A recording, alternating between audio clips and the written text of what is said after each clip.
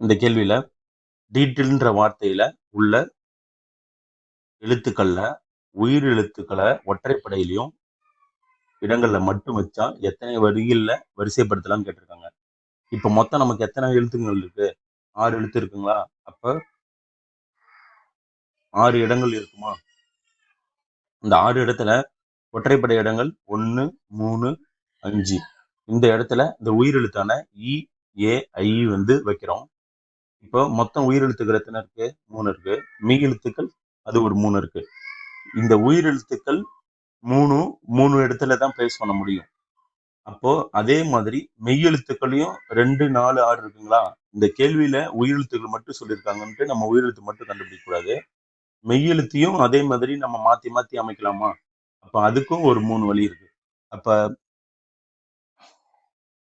உயிரெழுத்துக்கள் அமைக்க எத்தனை வழிகள் இருக்கு? 3 வழிங்களா? அந்த 3 வழி தான் மொத்தமே. அவ்வளவுதான். இதை நம்ம எப்படி சால்வ் பண்ணலாம்?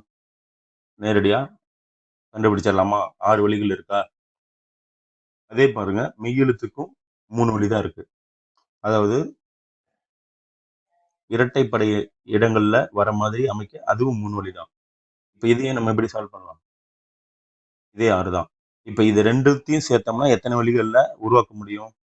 6 × 6 எத்தனை வழிகள் இங்க வரும்? 36. Answer C.